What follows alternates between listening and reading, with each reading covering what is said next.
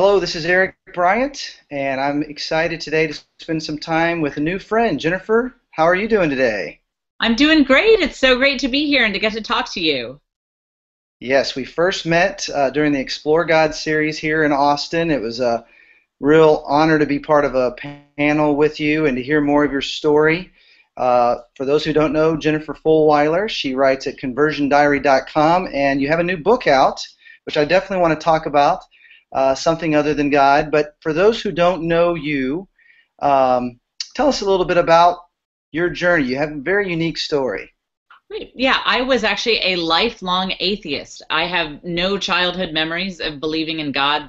The strict atheist materialist worldview always just seemed natural to me, made sense to me. And as I got older in college, I really came to go deep in this atheistic worldview. I mean, I knew my faith or lack thereof very well, tried to talk Christians out of their faith.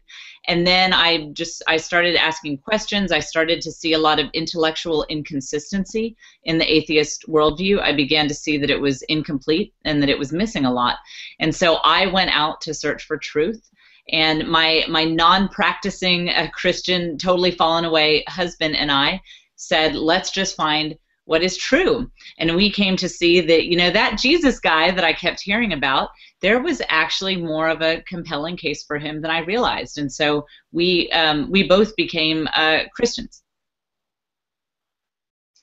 Well, I put up on the screen there your website, conversiondiary.com, and your story is remarkable because, like you said, you two were adults.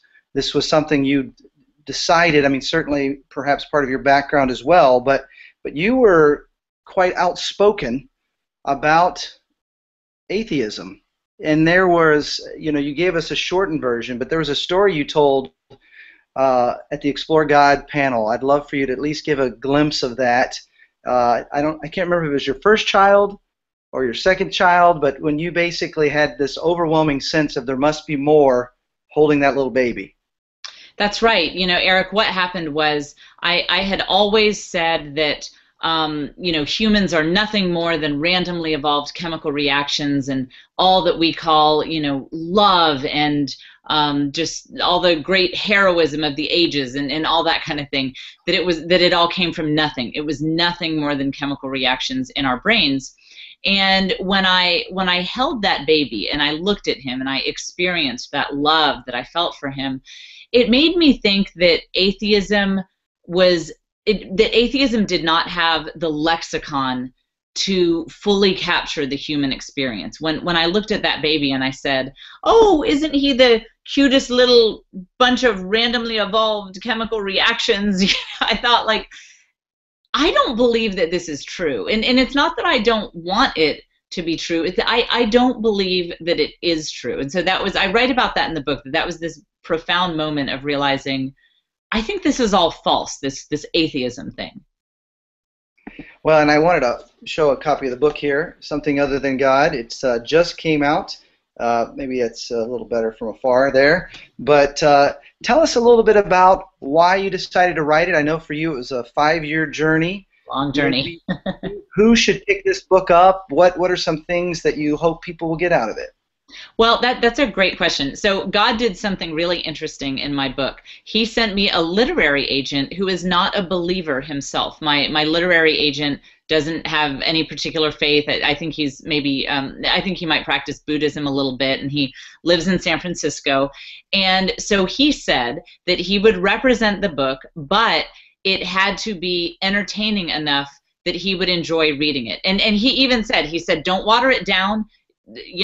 Tell your story truthfully, say anything you want to say, even if it's controversial, but it has to be entertaining. And so that was a great challenge to me, to write something that was truthful and that would say unpopular things that our culture might not want to hear about, Jesus Christ and what it means to follow him, and yet to make it something that someone might want to just take to the beach and read. So I would say, who should read it would be anyone who knows an atheist that they love and they want to more deeply understand the way atheists think about things, because I went into great detail about my thought processes as an atheist. And I would also say just anyone who's looking for a good story that maybe reconfirms their faith in Jesus Christ, that if they just want to be entertained and also maybe encouraged, I think it would be a good book for them. Well, I really appreciate you as a person, of course, but reading what I've read so far in the book and online, I just love how open you are with your story, you and your husband and your 6 kids, just the adventure you guys lead. And thank you so much for all the work you do. I mean, being a mom, coming from a professional programming background, and just such a unique story, and yet taking the time to help others in their journey. I think it's fantastic. Well, thank you. It's an honor to be here, and you guys are doing amazing work. You guys are changing the world, so it's absolutely an honor to be here. Well, and we are grateful. We're giving away 5 free copies through ericbryant.org. Make sure you're signed up for the email newsletter. Something Other Than God. Thank you so much, Jennifer. Have a wonderful, wonderful day. Thank you. You too.